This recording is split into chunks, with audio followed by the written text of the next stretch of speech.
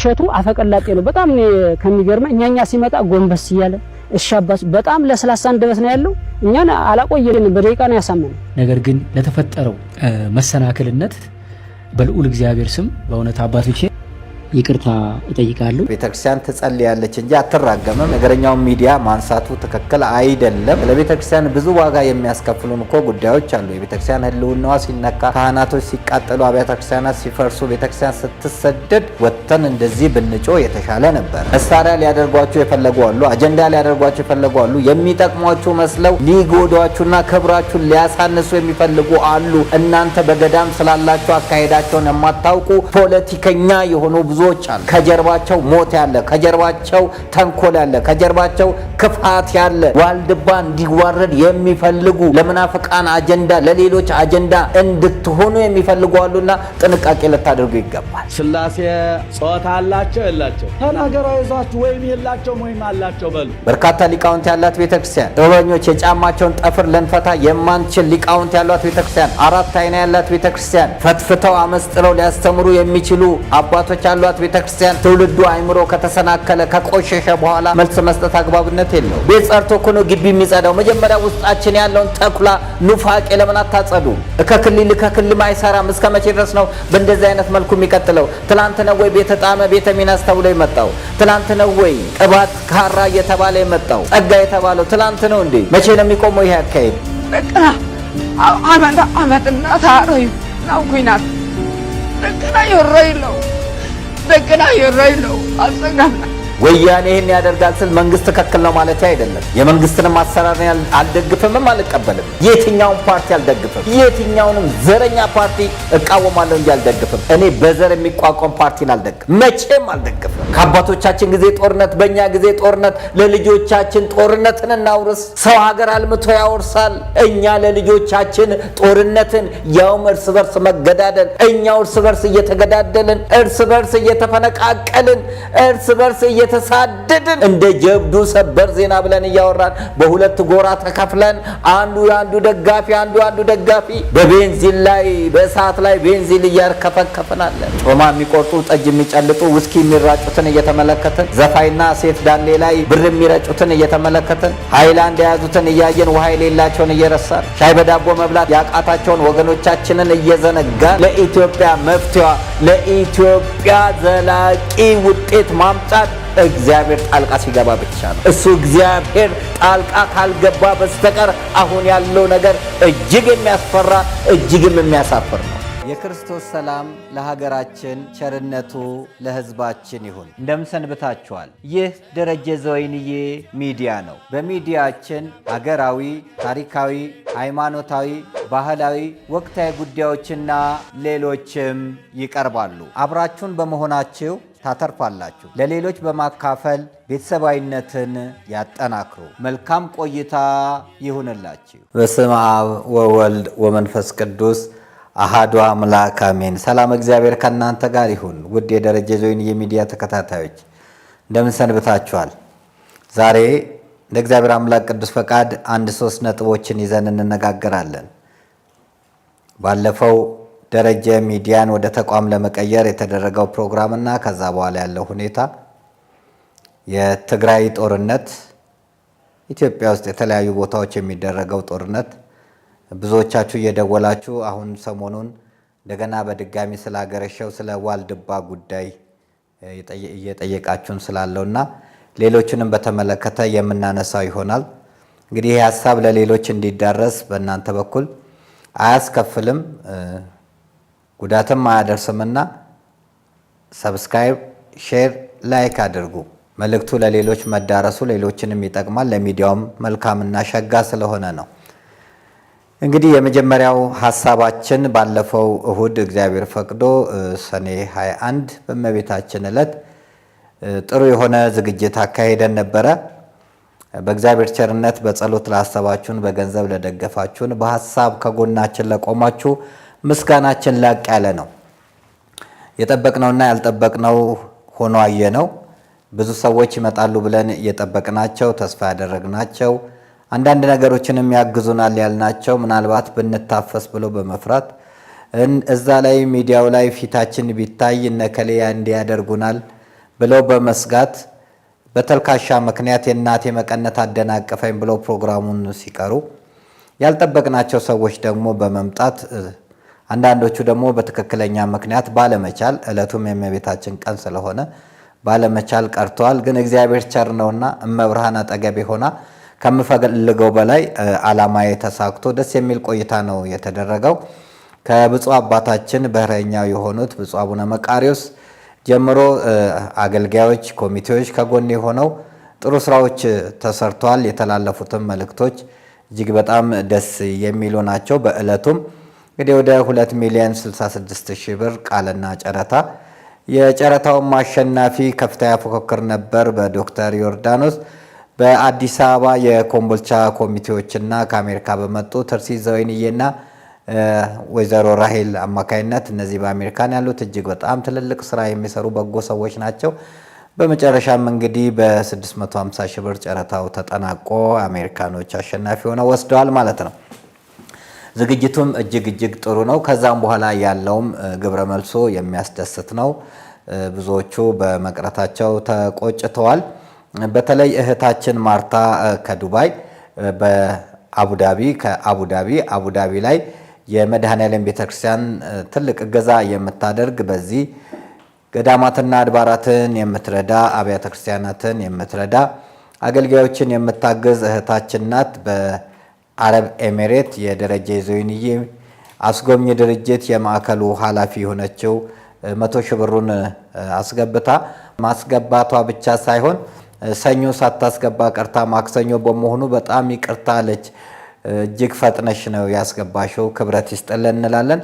ብዙ ጊዜ ሰዎች ቃል ከገቡ በኋላ ቃላቸውን ለመፈጸም የሚያዳግታቸው አሉና በቤተክርስቲያን ጉዳይ ስንጠይቃቸው ስማቸውን ሁሉ ቀይረው እኔ መሐመድ ነኝ የሚሉን አሉና እጅግ ነውር ነው። እንግዲህ ብዙዎቹ ቃል የገቡትን እንደሚፈጽሙ ተስፋ አለን። ዕለተ ሰንበት በሳምንቱ ማለት ነው አንድ ስልክ ይጮሃል ለአገልግሎት ወደ ቅድስት ሥላሴ ሊሄድ ባልኩበት ሰዓት ላይ ከዛም በኋላ ዝግጅቱን ተመልክተው ናቸው እኚህ የተከበሩት ሰው ሊያግዙኝ ፈለጉ። ምን ላግዝ ብለው ነበረ። ይህን አድርጉ ማለት ይከብዳል፣ ሰው እንደ ፍላጎቱና እንዳቅሙ ማድረግ ስላለበት።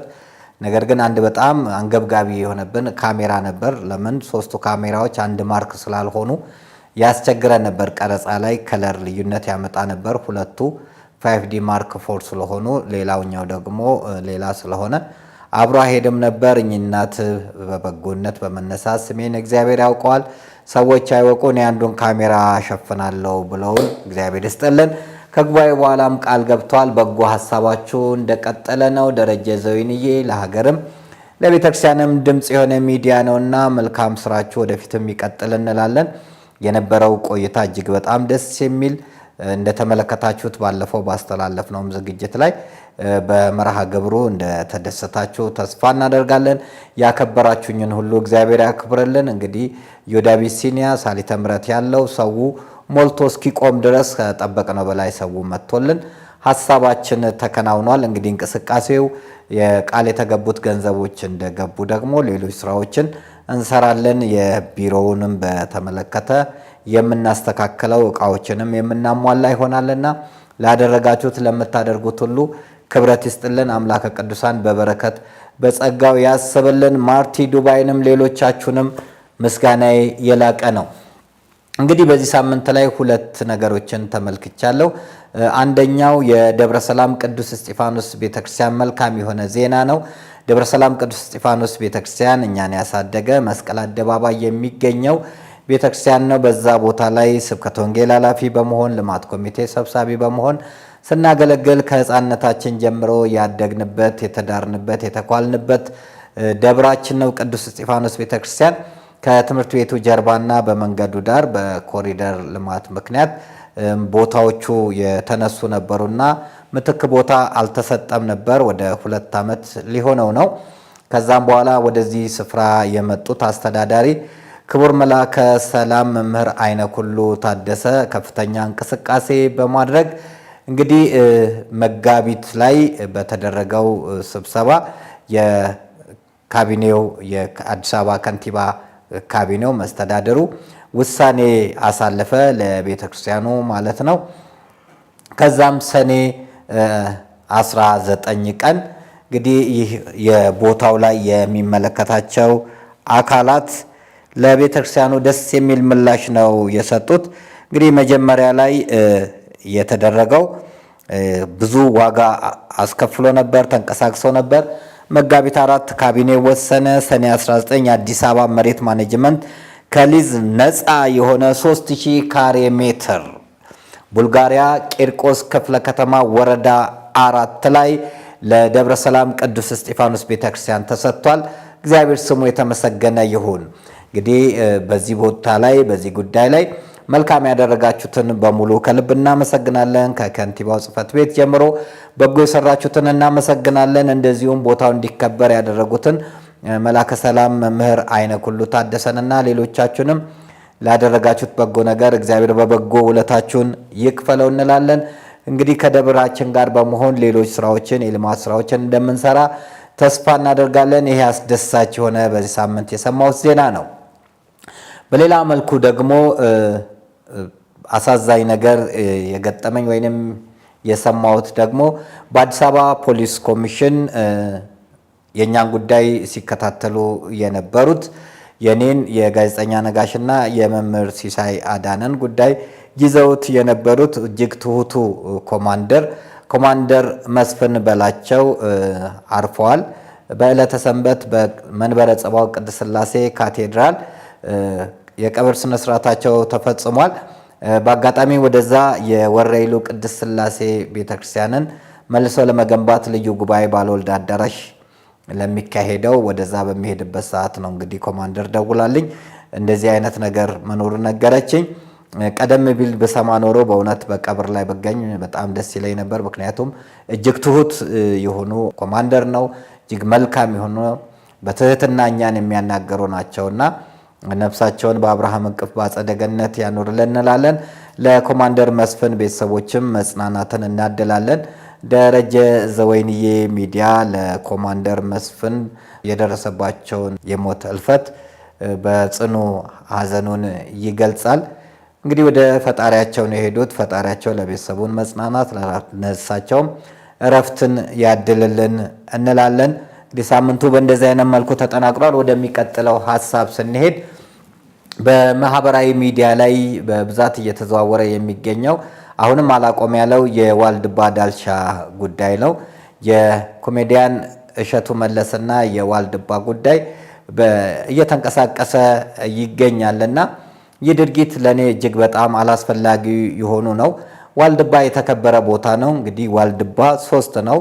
አብረንታንት፣ ዳልቻና ሰቋር ተብሎ የሚጠሩ አስተዳደራቸው ለየብቻ ይሆን እንጂ አጠቃላይ ዓላማቸው ሕጋቸው አንድ የሆነ ነውና በፍጡር ሳይሆን በፈጣሪ የተገደመ በሰው ሰውኛው ደግሞ በንጉሥ አላሜዳ ዘመነ መንግስት በ485 የተሰራ ይሄን ጥንታዊና ታሪካዊ የሆነ ቦታን ለመጥፎ ነገር ርዕስና ምሳሌ ማድረጉ አግባብነት የሌለው ጉዳይ ነው። እሸቱ ተሳስቻለሁ ብሎ ይቅርታ ከጠየቀ በኋላ ነገሩ በዛው መልኩ ማለቅ አለበት። እኛ ካልነካ ነው እኛ ያልጋገር ነው ይሻግታል አይነት ካልሆነ በስተቀር በዚህ ጉዳይ ላይ መነሳት ያለበት ሐሳብ አልነበረም። ምክንያቱም እንግዲህ ይቅርታውን ያደረጉት የአብረንታንት አባቶች ናቸው። አብረንታንት አባቶች የተቆጡትም ዋልድባ አንድ ስለሆነ ዳልቻም ሆነ ሰቋር የኔነት ስሜት ስላላቸው ነው። ይቅርታውም ያደረጉት አንድ ናቸውና እነሱ ባደረጉት ሐሳብ በዛው መዘጋት ነበረበት እንጂ ለምን እንደዚህ አልሆነም ብሎ እንረግማለን መባሉ እጅግ በጣም ከአባቶች የማይጠበቅ ነው። በእነሱ ንግግራቸው ብዙዎችም አፋቸውን ሲያላቀቁ ተመልክተናልና ይህ መሆን አልነበረበትምና አባቶቼ እባካችሁን ከእንደዚህ አይነት ቤተክርስቲያን ትጸልያለች እንጂ አትራገምም። እሸቱ አፈቀላጤ ነው። በጣም ከሚገርመኝ እኛኛ ሲመጣ ጎንበስ እያለ እሺ አባስ በጣም ለስላሳ አንደበት ነው ያለው። እኛን አላቆየልን በደቂቃ ነው ያሳመነ። የሚራግሟችሁን መርቁ፣ የሚያሳድዷችሁንም በጎ ነገር አድርጉላቸው ነውና መጽሐፍ የሚለው በበጎ ነገር ሊታሰብ ነው። አንድም እናንተ እርግማኑ ባይሆን በእግዚአብሔርም ቅጣት ሆኖ ወይንም በሌላ ጉዳይ ይህ ልጅ አንድ ነገር ቢሆን ዋልድባዎች እንዲያደረጉ ነው የሚባለው። በሌላ መልኩ ደግሞ እናንተም እንደዚህ ረግማችሁ ይህ ልጅ ባይሞት ዋልድባዎች እርግማናቸው ከንቱ ነው ጩኸታቸው ከንቱ ነው። ለቤተክርስቲያኑ ሁለቱም ነገር ለገዳሙ የሚጠቅም ስምን የሚያመጣ አይደለምና ቤተክርስቲያን የጸሎት ቤት ናት። ቤተክርስቲያን የምህረት ቤት ናት። ስለ ቤተክርስቲያን ብዙ ዋጋ የሚያስከፍሉን እኮ ጉዳዮች አሉ። የቤተክርስቲያን ህልውናዋ ሲነካ፣ ካህናቶች ሲቃጠሉ፣ አብያተ ክርስቲያናት ሲፈርሱ፣ ቤተክርስቲያን ስትሰደድ ወጥተን እንደዚህ ብንጮ የተሻለ ነበረ። ግለሰብ ላይ ወጥተን እንዲህ ከምናደርግ ይልቅ ብዙ አንገብጋቢ የሆኑ ነገሮች አሉ። ለምን ቤተክርስቲያን አንዲት ናት። የትም ቦታ ይሁን በጭቃም ይሁን በጨፈቃ ትሰራ፣ በእምነ በረድም በሰንፔርም ትሰራ፣ ቤተክርስቲያን አንዲት ናትና በቤተክርስቲያን መከራ፣ ስደት፣ ብዙ ችግሮች፣ እንግልት ሲመጡ ልንጮህ ይገባል እንጂ አጥቢያ የሆነ አስተሳሰብ ሊኖረን አይገባምና የገዳም ስርዓት የገዳም ህግ መከበር አለበት። አዎ መከበር አለበት፣ እናምናለን። ይህን ግን ጉዳይ ግን በውስጥ ማለቅ ይገባ ነበረ። ነገር ግን እግረኛው ሚዲያ ማንሳቱ ትክክል አይደለም። በእኔ በኩል ባይነሳ ጥሩ ነው። ሁለተኛ ካነሳ ደግሞ እርግማኑን ማስተላለፍ ጥሩ አይደለም። ከሰደበኝ ይልቅ የነገረኝ ይባላልና እነዛ ባይቀርቡ እንደ ሚዲያ ኤቲክስም የተነገረ በሙሉ ይቀርባል ማለት አይደለም። ኢንተርቪው ስናደርግ ብዙዎች መጥተው የሚናገሩት ንግግርን ኤዲተር ታዲያ ለምን አስፈለገ? ተቆርጦ ይወጣልና እንደዚህ አይነቶቹ የቤተክርስቲያንን ስምን የሚያጠለሹ የገዳሙን ክብር የሚነኩ አጀንዳው ሌላ ስለሆነ መሆን የለበትም። ምክንያቱም የዚህ ዓላማ እኔ አጀንዳው የሚታየኝ የዋልድባ ገዳምን ክብርን ማዋረድ ነው፣ መንካት ነው፣ ሌላ ምንም አይደለም። አንዱ ገዳም ተነስቶ ደግሞ ለእሸቱ ይናገራል፣ ሌላው ተነስቶ ለዛኛው ይናገራል።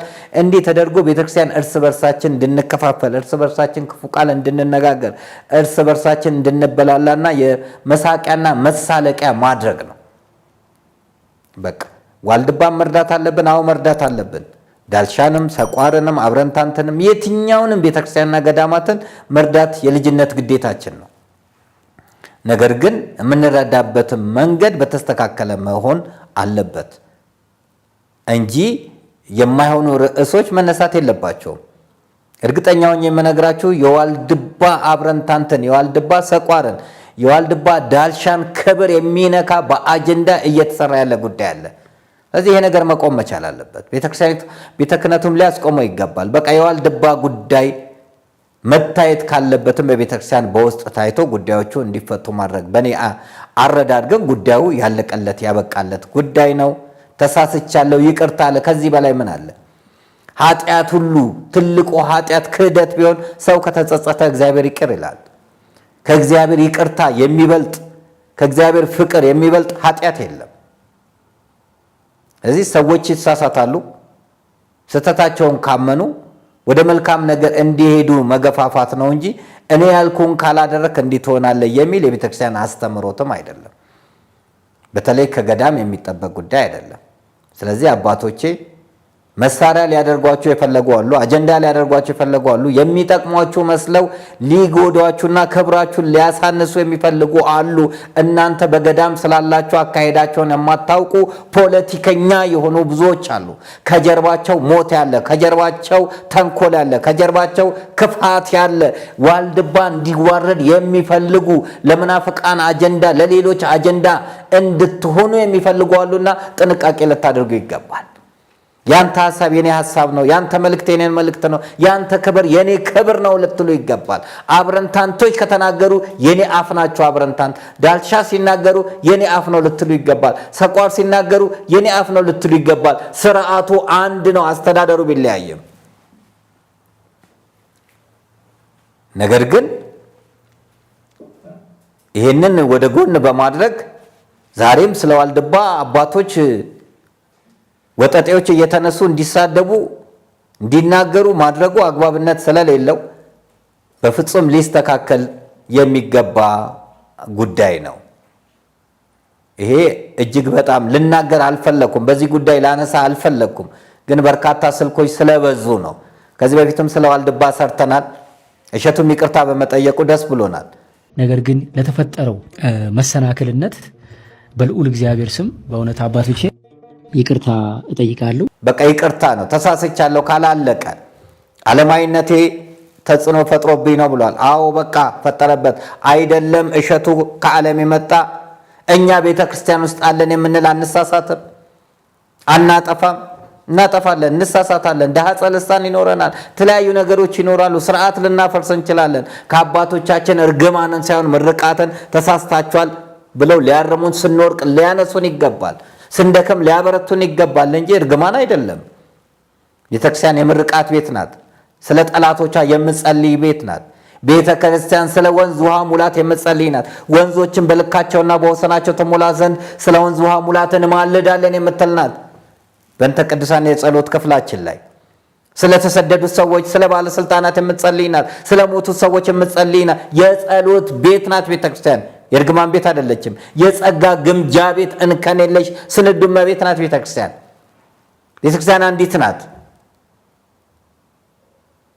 እዚህ እንደዚህ አይነቶቹ ለሚያስነቅፉ ነገሮች በሚዲያ ደረጃ ባይወጡ ጥንቃቄ ቢደረግለት እጅግ መልካም ነው ብዬ አስባለሁና መጠቀምም እንኳን ካለብን መንፈሳዊ የሆኑ ሚዲያዎችን የምንጠቀምበት ነገር ቢኖር መልካም ነው። መንፈሳዊ ሚዲያዎች የሉም። ቢያንስ ይሄ ነገር ለምእመኑ ጆሮ ጥሩ አይደለም ብለው ሊቆርጡ የሚችሉ እንጂ መነገጃ መሆን የለባቸውም አባቶቼ። ማስታወቂያ መሆን የለባቸውም አባቶቼ። መሳቂያ መሳለቂያ መሆን የለባቸውም። ይሄ ከፍተኛ ስህተት ነው ሰሞኑን እያየን ያለ ነው። እንግዲህ እግዚአብሔር ነገሩን በሰላም እንደሚያጠናቀቅ ተስፋ አለን። ሌላው ሶስተኛው ርዕስ እንግዲህ ወደ ሰሜኑ የምንሰማው ነገር ነው። ከዛ በፊት ከቀደመው ርዕስ ሳንወጣ በማህበራዊ ድህረ ገጽ ላይ ሥላሴ ጾታ አላቸው የላቸውም የሚል ክርክሮችን እያየን ነው። ሥላሴ አካል አላቸው የላቸውም? ሲውላቸውም ተናገሩ። ጾታ አላቸው የላቸው? ተናገሩ። አይዟችሁ። ወይም የላቸውም ወይም አላቸው በሉ።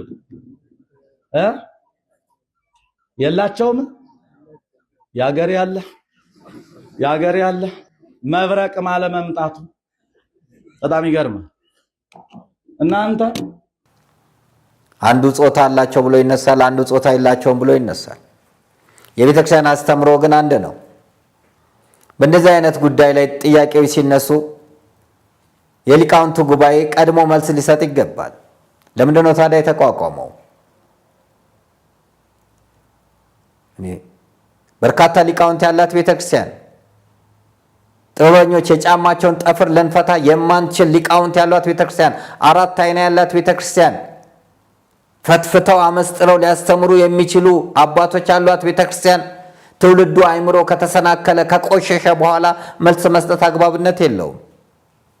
ደግነቱ እኛ አባት መልሰው ተሳስቻለሁ፣ ልጆቼም አርመውኛል፣ መምህራኖቼንም ጠይቄያለሁ፣ አጥፍቻለሁ ብሎ ማለታቸው ትልቅነታቸውን ያሳያል። ይሄ የኔ ዳሂስ 100% እኔ የተሳሳትኩት እንጂ የቤተ ክርስቲያኒቱ አስተምሮ ባለመሆኑ በዚህ የተደናገራችሁ የክርስቶስ የተዋሂዶ ልጆች 100% ብድግ ብዬ ይቅርታ ጠይቃቸዋል። ሰዎች ናቸውና ሰዎች ይስታሉ። ከመቤታችን ከቅድስት ድንግል ወላዲተ አምላክ በስተቀር ማንም ኃጢአትን ያልሰራ የለም። ሰው ይስታል፣ ይበድላል።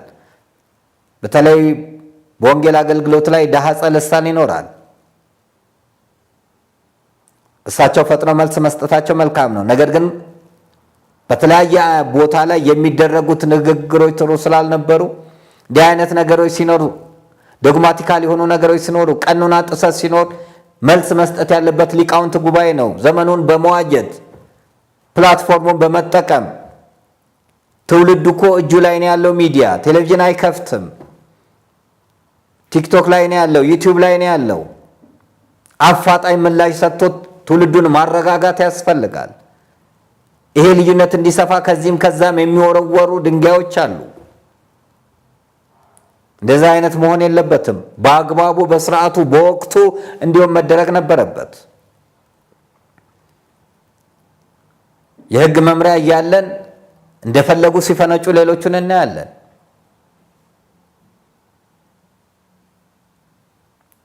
ስለዚህ እንዲህ አይነት ነገሮች ሲነሱ ቤተክርስቲያኒቷ ለምንድነው ቶሎ እልባት ማልሰጠው?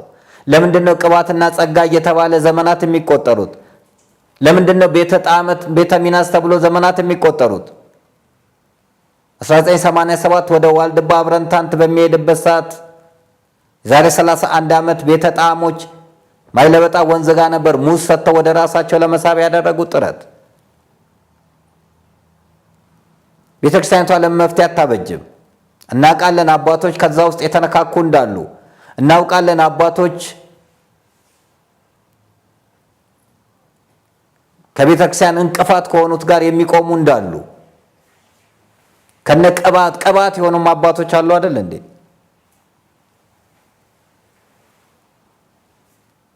አልፎስ ሜንዴዝ በኢትዮጵያ 2 እሾህ ተክዬባታለሁ ብሎ ኤስጣቴዎስና ተክለ ሃይማኖት ላይ እሾህ ተክሎ ከሄደው ጀምሮ ሲንከባለል ለምንድን ነው የሚመጣው? የሊቃውንቱ መሰባሰብ እኮ እነዚህ ነገሮችን ማስወገድ ነው።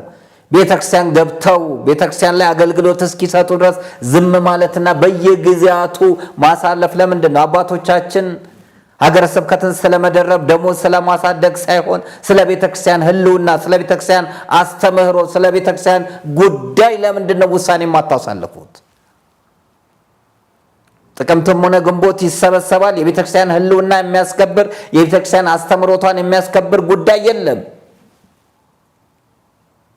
እንዴ በደም የተዋጀች ቤተክርስቲያን፣ ዋጋ የተከፈለላት ቤተክርስቲያን፣ አባቶች በገዳም ዋጋ የከፈሉላት ቤተክርስቲያን፣ ዳዋ ጥሰው ጤዛ ልሰው ድንጋይ ተንተርሰው ግርማ ሌሊቱን ጸባጋንንቱን ታግሰው ያቆዩት ቤተክርስቲያን ላይ ዛሬ ቅባትና ጸጋ ሲባል እንዴት አድርጋችሁን እንቅልፍ የሚወስዳችሁ አባቶቼ? ለምንድን ነው የማታጸዱት? ቤት ጸርቶ እኮ ነው ግቢ የሚጸዳው። መጀመሪያ ውስጣችን ያለውን ተኩላ ኑፋቄ ለምን አታጸዱ? ከክልል አይሰራም። እስከ መቼ ድረስ ነው በእንደዚህ አይነት መልኩ የሚቀጥለው? ትላንት ነው ወይ ቤተ ጣመ ቤተ ሚናስ ተብሎ የመጣው? ትላንት ነው ወይ ቅባት ካራ እየተባለ የመጣው? ጸጋ የተባለው ትላንት ነው እንዴ? መቼ ነው የሚቆመው ይሄ አካሄድ? በፍጹም እየተስተካከለ አይደለም።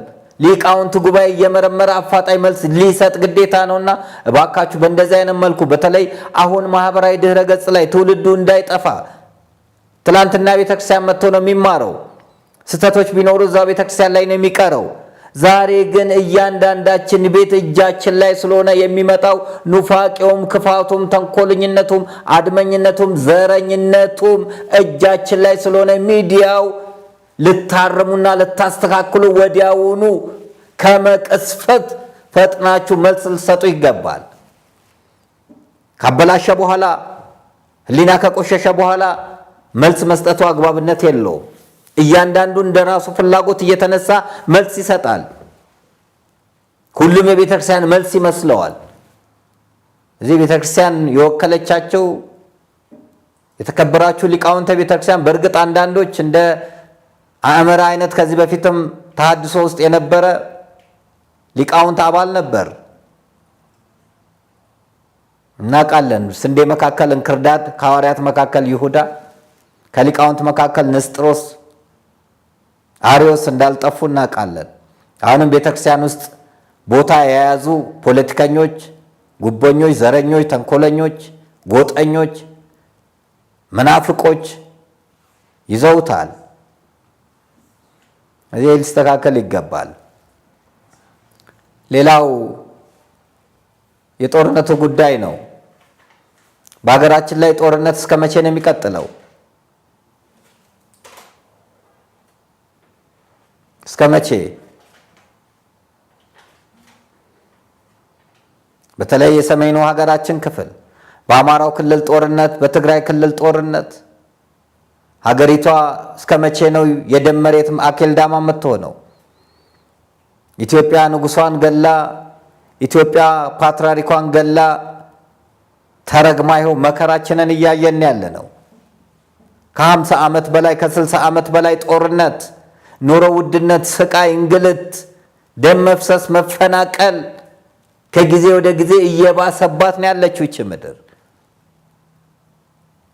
ወያኔ የተከለብን እሾክ ዘረኝነት ዛሬ የበለጠ እየተስፋፋ እያጠፋን ያለው። ስለ ወያኔ ስንናገር ስለና አባ ሰረቀ ስንናገር አንዳንድ የትግራይ ተወላጆች የሚከፋቸው አሉ። ግን ወደፊት ይገባቸዋል። የነሱን ክፋት፣ የነሱን ተንኮል፣ የነሱን ሴራ ይገባቸዋል። ምንድነው ወያኔ ለትግራይ ሕዝብ የጠቀመው? አጋደለ፣ አባላ፣ ደም አፋሰሰ፣ ከአንድ ቤት 5 ሰው እስኪሞት ድረስ አደረገ። እነርሱ ግን ተደራደሩ፣ ከዛም ተከፋፈሉ። ዛሬ 2-3 ቦታ ተከፋፍለው ህዝቡን ያስጨንቁታል። የትግራይ ህዝብ የስልጣኔ ምንጭ ነው፣ የሃይማኖት ምንጭ ነው። ርዕሰ አድባራት ወገዳማት አክሱም ጽዮን ማርያም የመጀመሪያ ቤተ ክርስቲያን 98% ኦርቶዶክስ ያለበት ስፍራ ትግራይ፣ ከዋክብት ቅዱሳንን ያፈራ ትግራይ፣ ስልጣኔን የፈነጠቀ ትግራይ ላይ ሁል ጊዜ ጦርነት እንዲሆን፣ በደርግ ጊዜ ጦርነት፣ በኢህአዴግ ጊዜ ጦርነት፣ አሁንም ጦርነት ይበቃናል።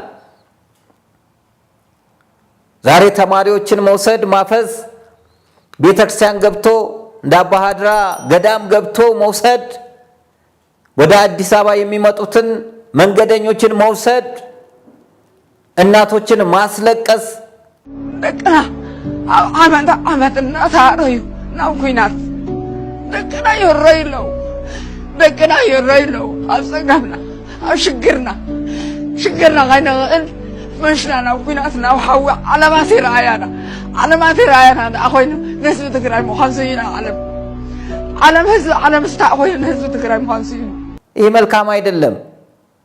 በየትኛውም ቦታ ላይ አፈሳ ከሆነ የሽንፈት መጀመሪያ ነው። በደርግ ጊዜ ዩኒቨርሲቲ ተማሪዎችን ወደ ብላቴን ደርግ ወሰደ፣ ግን ተሸነፉ። ዩኒቨርሲቲ ተማሪ ለማብቃት ዋጋ ተከፍሏል። ብዕር የጨበጠውን መሳሪያ እንዲጨብጥ ነበር የታሰበው፣ አልተሳካም። ፈልጎ ያልመጣን ሰው በግድ አስገድዶ ወታደር ላርገ ቢባል ተማራኪ ነው የሚሆነው። ምርኮኛ ማብዛት ነው። ለምን ጦርነት አይቆምም? ሀገራዊ ምክክር ኮሚሽን ሀገራዊ የምለውን ስጠራ ብናደድም ኢትዮጵያዊ ምክክር ኮሚሽን መባል ሲገባ አጀንዳ አድርጎ ስለ ሃይማኖት የተነሳው ጉዳይ ትኩረት ሊሰጥበት ይገባል። ሃይማኖት ቀላል ነገር አይደለም። እናንተ እንደምታስቡት አይደለም።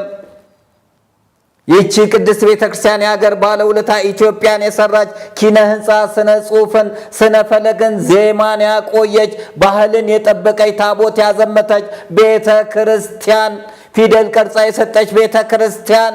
ሃይማኖታዊ ጉዳይ ላይ ጥንቃቄ ሊደረግ ይገባል። ኦርቶዶክስን የሚጠሉ መጥፋቷን የሚፈልጉ ሰዎች ሀሳብ እንዲሰጡ መደረግ የለበትም። በእግር ራስ ማከክ ነው። ሃይማኖት ቀላል ነገር አይደለም። እንጠቅማለን ብላችሁ ጉዳት እንዳይመጣ ልትጠነቀቁ ይገባል። እግር አጥባ የተቀበለች ቤተክርስቲያን ዛሬ ማንም ተነስቶ አፉን የሚያላቅቅባት፣ እሳት የሚለኩስባት፣ ልጆቿን የሚያጠፋባት፣ ልጆቿን የሚገልባት፣ ንብረቷን የሚወስዱባት ጊዜ ላይ ነው ያለነው። አባቶች የማይከበሩበት፣ ሃይማኖት የማይከበርበት፣ በቤተ ክርስቲያን ውስጥ ያለ የሚገደልበት፣ መስጊድ ውስጥ ያለ የሚገደልበት ጊዜ ላይ ነው ያለነው። የመማፀኛ ከተማ መሆናቸው ቀርቶ አላየንም እንዴ ካህናት በጥፊ ሲመቱ? አላየንም ወይ መነኮሳት በእሳት ሲቃጠሉ? ሃይማኖታዊ ጉዳይ ጥንቃቄ ያስፈልገዋል። ከሁሉ በላይ ግን ስለ ሰላም ተወያዩ። ሰላም ይሻለናል። የትላንትናው ጦርነት፣ የትላንትናው ስደት፣ የትላንትናው መከራ ይበቃናል። ሰላም እንዴት ይሆን ይባል? አንድ ቤት ሲነድ፣ አንድ ቤት ሲያዝ መጀመሪያ የሚደረገው እሳቱን ማጥፋት ነው። ከዛ በኋላ ነው እንዴት እሳቱ ተያያዘ የሚባለው። መጀመሪያ አማራ ውስጥ ያለው ጦርነት ይቁም፣ ኦሮሚያ ውስጥ ያለው ጦርነት ይቁም፣ ትግራይ ውስጥ ያለው ጦርነት ይቁም መጀመሪያ። ፖለቲከኛ ባልሆንም የፖለቲካ ትንታኔ መስጠት ቢያቅተኝም ለኢትዮጵያ የሚጠቅማት በጦርነት የሚገኝ ስልጣን አይደለም።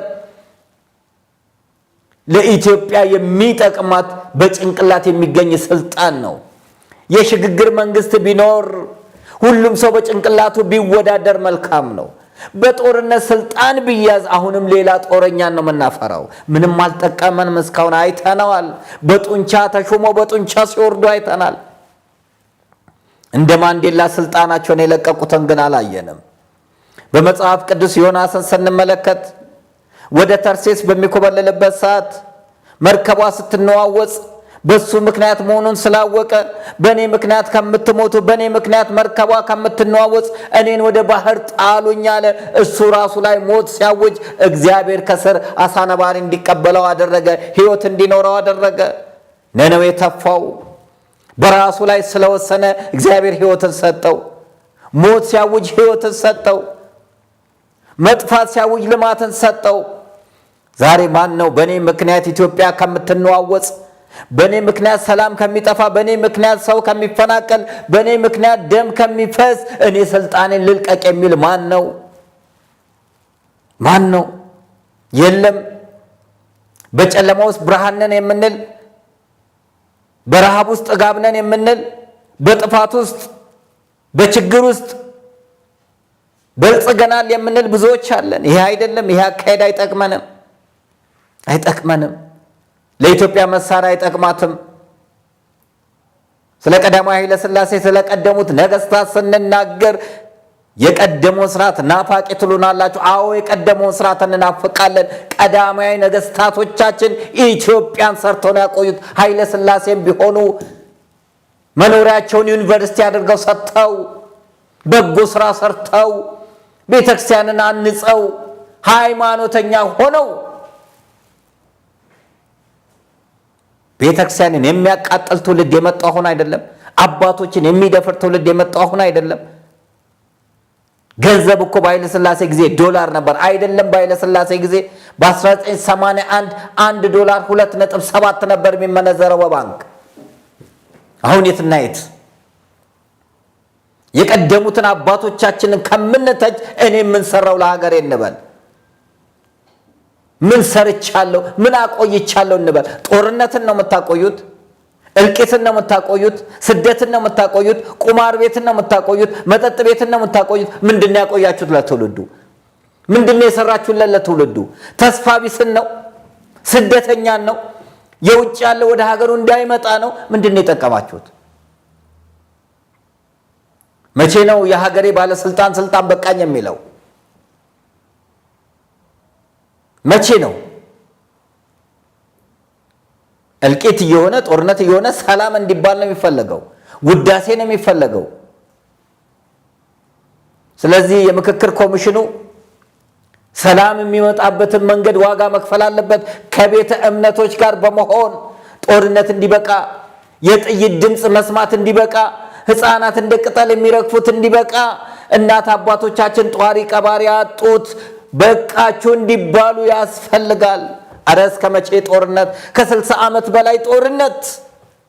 ከአባቶቻችን ጊዜ ጦርነት፣ በእኛ ጊዜ ጦርነት። ለልጆቻችን ጦርነትን እናውርስ። ሰው ሀገር አልምቶ ያወርሳል። ሰው እውቀትን ያወርሳል። ሰው ባህልን ያወርሳል። ሰው ታሪክን ያወርሳል።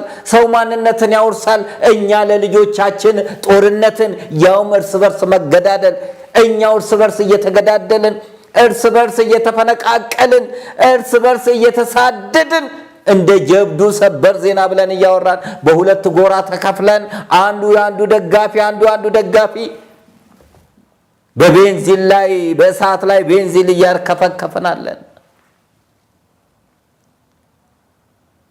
ስለዚህ ያ ደግ ህዝብ የትግራይ ህዝብ፣ ያ እንግዳ ተቀባይ የትግራይ ህዝብ፣ እግር አጥቦ የሚቀበለው የትግራይ ህዝብ ዛሬ በብዙ ነገር እንደተጨነቀ አውቃለሁ። ብዙዎች ወደ አዲስ አበባ መጥተዋል፣ ተቸግረዋል፣ ተጨንቀዋል። አውሮፕላን ቦታ የለም፣ መኪና ቦታ የለም። በየት በኩል ትግራይን ለቀን እንውጣ ብለዋል። ለምን? ወያኔ በሚያደርገው ነገር። ወያኔ ይህን ያደርጋል ስል መንግስት ትክክል ነው ማለት አይደለም። የመንግስትንም አሰራር አልደግፍምም አልቀበልምም። የትኛውን ፓርቲ አልደግፍም። የትኛውንም ዘረኛ ፓርቲ እቃወማለሁ እንጂ አልደግፍም። እኔ በዘር የሚቋቋም ፓርቲን አልደግፍም፣ መቼም አልደግፍም። ዘረኝነትን ስለምንቀው፣ ስለምጸየፈው፣ ስለምጠላው እኛ ኢትዮጵያውያን ነን። ትግራይ የሚፈሰው ደም የኔ ደም ነው። ኦሮሚያ የሚፈሰው ደም የኔ ደም ነው። አማራ የሚፈሰው ደም የኔ ደም ነው። ደቡብ የሚፈሰው ደም የኔ ደም ነው። የኢትዮጵያውያን ደም ነው። የሚሞተው ህዝብ ወገኔ ነው። የሚገለው ህዝብ ወገኔ ነው። ያማል። ይበቃናል። ያለፈው ጦርነት ይበቃናል። እስቲ 2019ን ሰላምን እናሻገር፣ ህብረትን፣ ፍቅርን፣ አንድነትን፣ ሰንደቅ ዓላማ ክብርን እናሻገር። የሚቀጥለውም ዓመት ጦርነትን እናሻገር። አዲሱን ዓመት በጦርነት እንቀበል፣ በእልቂት እንቀበል፣ በመከራ እንቀበል። ምን አለ ታሪክ የሚመዘግበው፣ ታሪክ የሚከትበው፣ ታሪክ የሚሰንደው፣ እግዚአብሔር የሚወደው፣ ትውልዱን የሚጠብቀው ስልጣን በቃኝ እንደ ማንዴላ አራያ የሚሆን ባለስልጣን ማን ይሆን? ግብረ ሰዶም በቃ የሚል ባለስልጣን ማን ይሆን? ባህል ይከበር፣ ማንነት ይከበር፣ ጦርነት ይብቃ የሚል ባለስልጣን ማን ይሆን? ይሄ ይናፍቃል። ይናፍቀናል። ሀገራዊ የምክክር ኮሚሽን ሊያናግር የሚገባቸው ፖለቲከኞችን አናግሮ ይሆን? ጦርን ያነገቡትን አናግሮ ይሆን? ኤሊቶችን አናግሮ ይሆን? ወይንስ የመንግስት አፍ የሆኑትን መንግስት የሚላቸውን እሺ የሚሉትን ይሆን የሰበሰበው? ብዙ ወጪ ወጥቶበት ከውጭ የሚመጡ ትኬት ተቆርጦላቸው ሆቴል ተይዞላቸው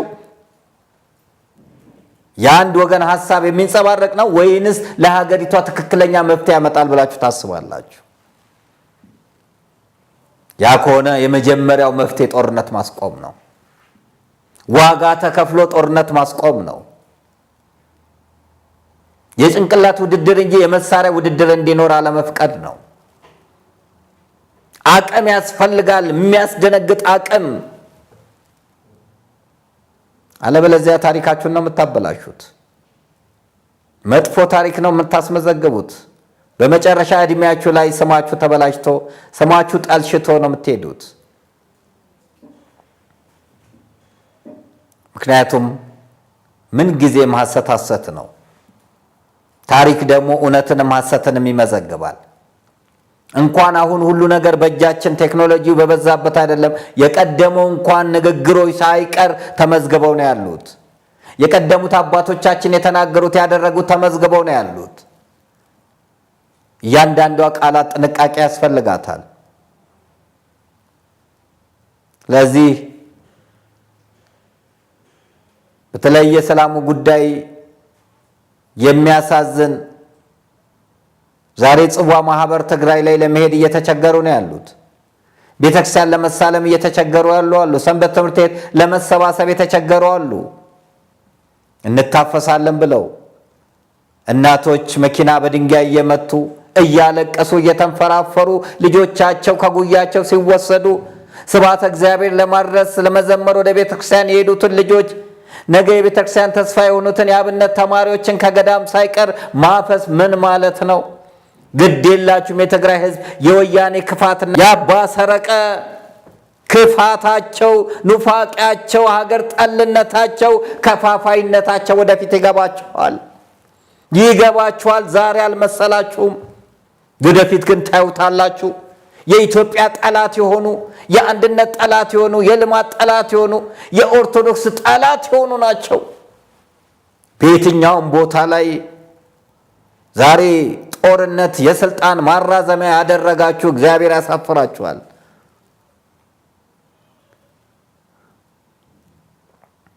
በጦርነት የሚገኝ በረከት የለም። በጦርነት የሚገኝ ሰላም የለም።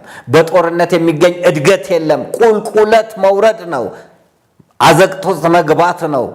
መንገላታት፣ መከራ ማየት ነው። የጦርነት ውጤቱ ክፋት ነው።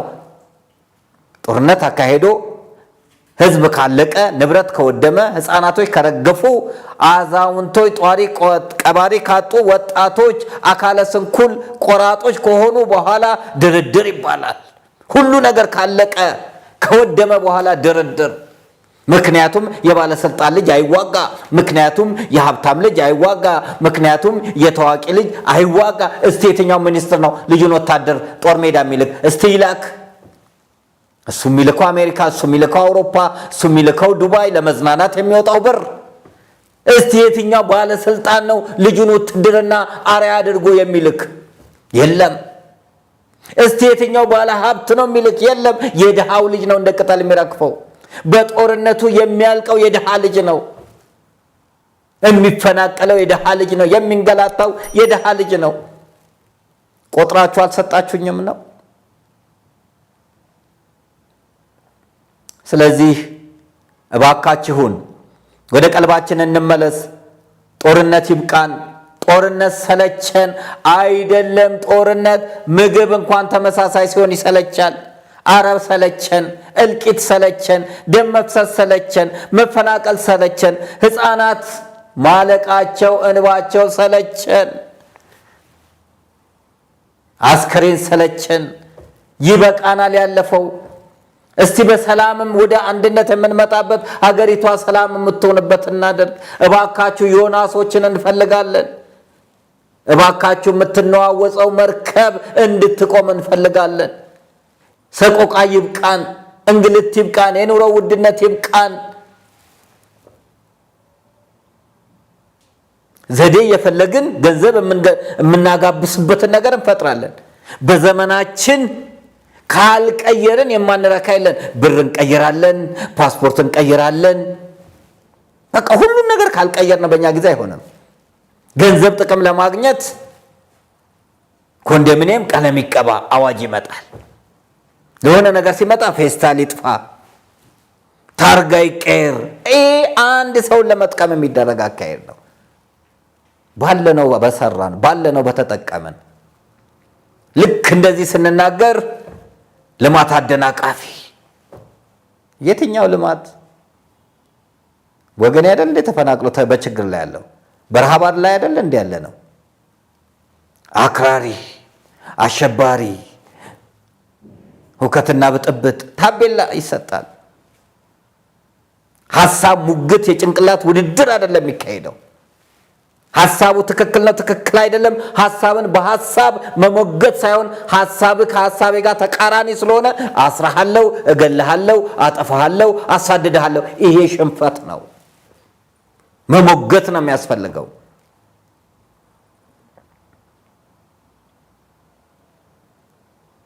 እና እየሆነ ያለው በጣም ያሳዝናል። በጣም በመጨረሻው ዘመን አስጨናቂ ቀን እንደሚመጣ ይሄን ወቅ እንዳለ ቅዱስ ጳውሎስ ለጢሞቴዎስ የምናየው ነገር ፌስቡክ ብናይ፣ ዩቲዩብ ብናይ፣ ቲክቶክ ብናይ፣ የምናየው ቴሌቪዥን ብናይ፣ የውጭ ዜና ሀገር ውስጥ ደስ የማይሉ ነገሮች ናቸው የምናየው። ለጆሮ ጭው የሚያደርጉ ነገሮችን ነው እየሰማን ያለ ነው። ለህሊና የሚከብዱ ነገሮችን ነው። ስለዚህ ኢትዮጵያ ሰላሟን እናስቀድም። ከመጀመሪያ ሁሉ መጀመሪያ ኢትዮጵያ ሰላምቱን፣ ከዛ በኋላ ሌሎቹ ላይ መወያየት ይቻላል። ሌሎቹ ላይ ማንሳት ይቻላል።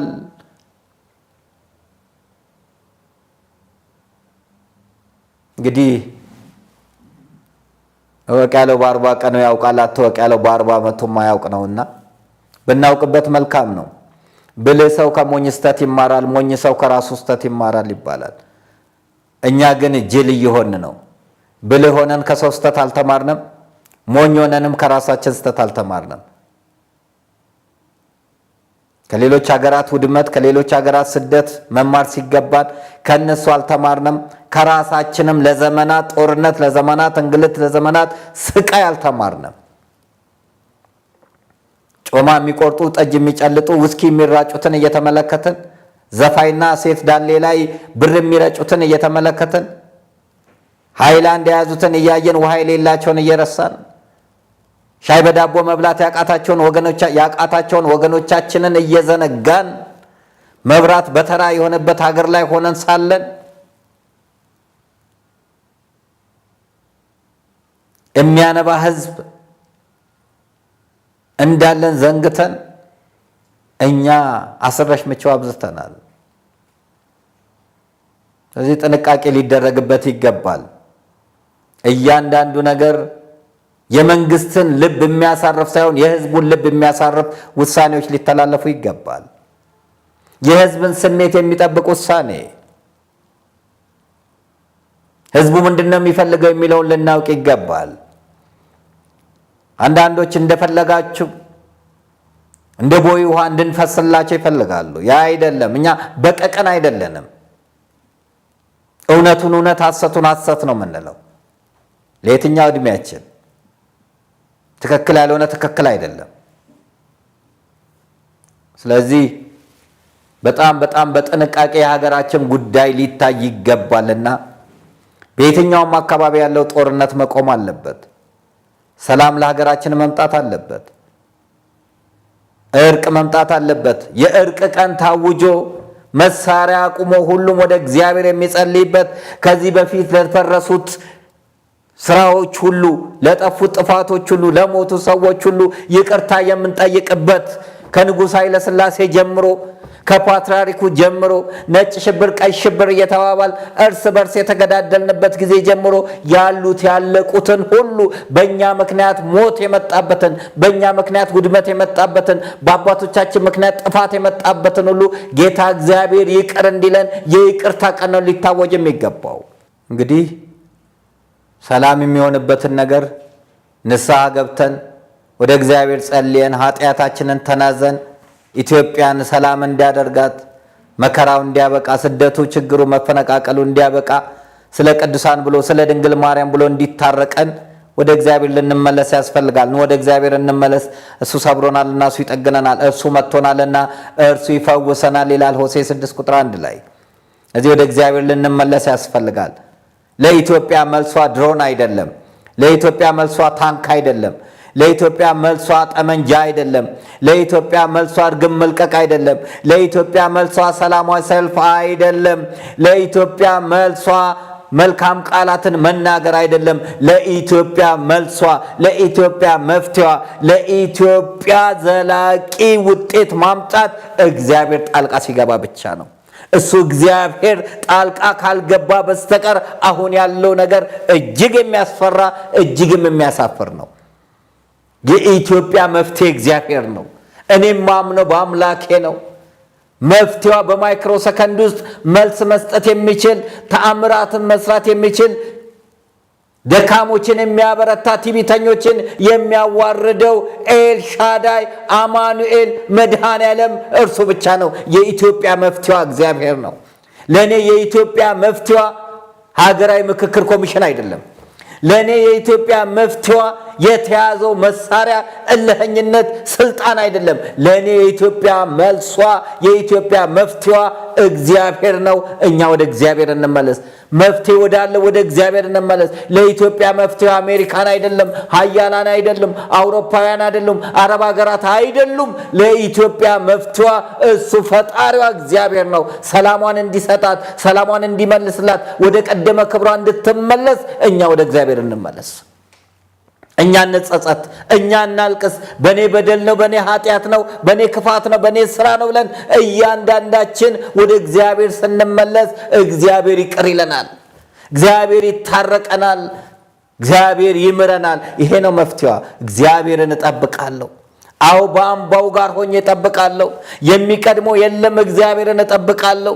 እግዚአብሔር ሰው ስራ ሲያቆም እሱ ስራ መስራት ይችልበታልና አምላኬን እጠብቃለሁ። የቀራንዮ በግ ኢየሱስ ክርስቶስን ስለ ኢትዮጵያ እጠብቃለሁ። ሳዶር፣ አላዶር፣ ዳናት፣ አዴራ፣ ሮዳስ በሚባሉ 5ቱ ቅንዋተ መስቀል የተቸነከረውን 6666 ጊዜ የተገረፈውን እሱ ጨልሞበት ለእኛ ብርሃን የሆነ እሱ ተጠምቶ እኛን ያረካ፣ እሱ ታርዞ እኛን ያለበሰ፣ እሱ ዝቅ ብሎ እኛን ከፍ ያረገ፣ እሱ ወደ መቃብር ሄዶ እኛን ከመቃብር ያወጣውን ኢየሱስ ክርስቶስን አዎ አምላኬን ጠብቃለሁ። የኢትዮጵያ መፍትሄዋ የኢትዮጵያ መልሷ እሱ ስለሆነ ስደት የሚያቆመው፣ መከራ የሚያቆመው፣ ኑሮ ውድነትን የሚያቀለው፣ ችግርን የሚያርቀው፣ ፍቅርን የሚያመጣው፣ ሰላምን የሚያመጣው፣ አንድነትን የሚያመጣው፣ መተባበርን የሚያመጣው እርሱ እግዚአብሔር ነው። እሱ እግዚአብሔርን ጠብቃለሁ። ለእኔ መፍትሄ እግዚአብሔር ብቻ ነው። ከፖለቲከኞች መፍትሄ አልጠብቅም። ከባለ ነፍጦች መፍትሄ አልጠብቅም። መፍትሄ እግዚአብሔር ነው።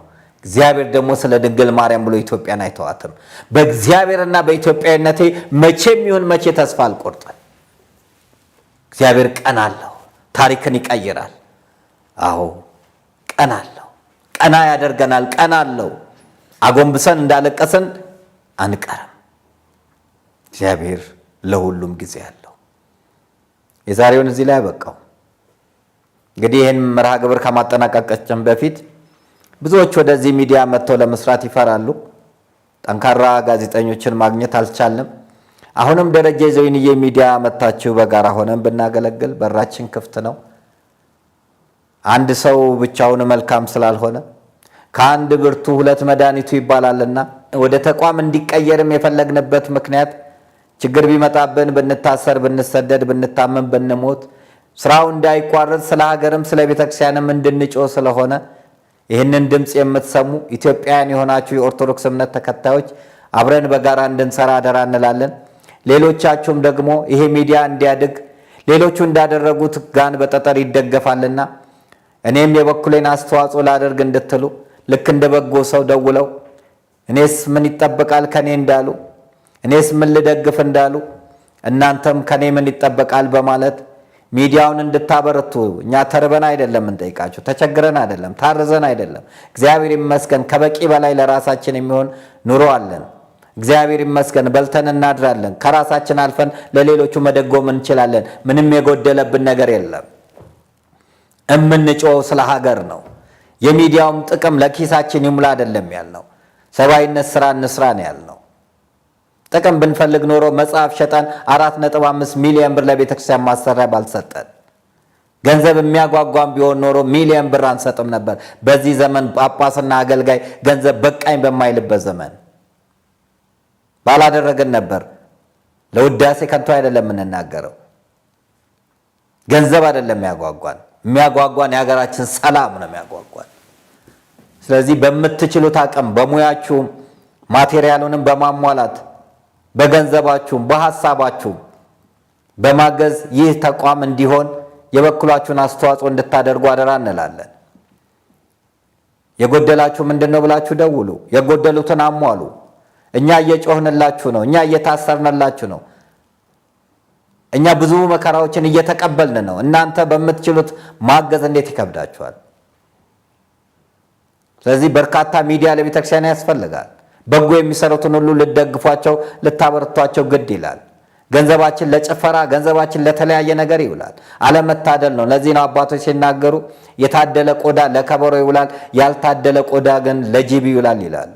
የታደለ ቆዳ ስብሐተ እግዚአብሔር ይደርስበታል፣ ያልታደለ ቆዳ ጫማ ሆኖ ይረገጣል ወይንም በጅብ ይበላል። አቶ ከሌ በሕክምና ሲረዱ ቆይተው ሞቱ። ገንዘባችን መድኃኒት ሊገዛ ይችላል፣ ፈውስ ግን ከእግዚአብሔር ነው። ገንዘባችን አልጋ ሊገዛ ይችላል፣ እንቅልፍ ግን ከእግዚአብሔር ነው። ያማረ ቤት ውስጥ ሆነን የምንቃዥ ብዙ አለን። ቤታችን የኩላሊት ህመምተኛ፣ የስኳር የተለያየ ሆነን መድኃኒት ፋብሪካ የመሰልን ብዙ አለን። ነግደን እንከስራለን፣ አበድረን እንካዳለን። እርካታ የሌለን፣ እንበላለን አንጠግብም፣ እንለብሳለን አንረካም። በጭንቀት ውስጥ የምንሆን ብዙዎች አለን። ዘመናዊ መኪና የያዘን፣ መልካም ቤት የያዘን ግን ሰላም የሌለን ብዙዎች አለን። ለመልካም ነገር እጃችንን ያላነሳን፣ አብያተ ክርስቲያናት ሲቸገሩ፣ ገዳማት ሲቸገሩ እጃችንን መፍታት ያልቻለን፣ ለክፉ ነገር ሲሆን ግን እጃችንን የምናበረታ፣ ለስካር፣ ለቁማር፣ ለኳስ ሲሆን ስፖንሰር የምንሆን፣ ለበጎ ነገር ሲሆን ግን እጃችን የማይሆንልን ሰዎች አለን። ይሄ ክፉ መንፈስ ነው። ለማንም ብለን አይደለም የምንሰራው፣ ለራሳችን ነው። በጎ መስራት ለራስ፣ ክፉ መስራትም በራስ ነው። ዛሬ የምናደርገው በጎ ነገር ለነገ ስንቃችን ነው። መልካም ነገር የነገ ስንቅ ነው። ዛሬ የምንሰራው ክፉ ስራ ነገ ደግሞ ለኛው ነው የሚቆየን።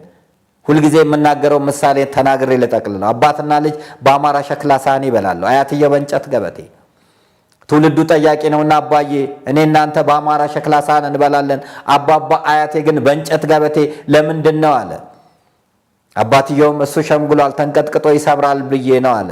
ልጅየውም ቀበል አድርጎ እንግዲያውስ ይህንን የእንጨት ገበቴ በጥንቃቄ አስቀምጠው ነገ አንተም ትበላበታለህና አለ ይባላል። ሰው የዘራውን ነው የሚያጭደው። በጎ ስናደርግ በጎ ነገር እናደርጋለን። እንክርዳድ ሰርቶ ስንዴ መጠበቅ የለም። ደም አፍሶ መልካም ነገር አይገኝም። ሰው አፈናቅሎ መልካም ነገር አይገኝም። በጎ ስራ ሰርቶ ነው መልካም ነገር የሚገኘው። ስራቸው ይከተላቸዋል አለ እንጂ ወንጌሉ ዘራቸው፣ ስልጣናቸው፣ ሀብታቸው፣ እውቀታቸው፣ ዝናቸው አላለም። የሚከተለን ስራችን ነው። ስለዚህ ሃይማኖታችንን እንጠብቅ። ቅዱስ ጳውሎስ ሩጫዬን ጨርሻለሁ፣ መልካም ገድል ተጋድያለሁ፣ ሃይማኖቴን ጠብቄያለሁ አለ። ሃይማኖት ከሀገር በላይ ነው። ሃይማኖት ከሀገር በላይ ነው። ለሃይማኖት ትልቅ ክብር ልንሰጥ ይገባል። ሃይማኖታዊ የሆኑ ነገሮች ላይ ትኩረት ልንሰጥ ይገባል። አበቃው። እግዚአብሔር ቢፈቅድ በሚቀጥለው በሌላ ርዕስ እንገናኛለን። እስከዛው ስትሄዱ የጎደለው ሞልቶ የጠፋው ተገኝቶ ይጠብቃችሁ። የእግዚአብሔር ቸርነት፣ የእናታችን የእመቤታችን የቅድስት ድንግል ማርያም አማላጅነት፣ የጻድቁ አባቴ የአቡነ ሲኖዳ ተራዳይነት አይለየን። ሰላም ለኢትዮጵያ ይሆን። አሜን። እኛ በትላንትናና በነገ መካከል ያለን ዛሬ ነን። ዛሬ ላይ ሆነን ነገን በበጎ ነገር እንገንባ። ነገ አዲስ ቀን ነው። ቀኑም ደግሞ ደስ ይላል። ደረጀ ዘወይንዬ ሚዲያ ኢትዮጵያዊ ማንነት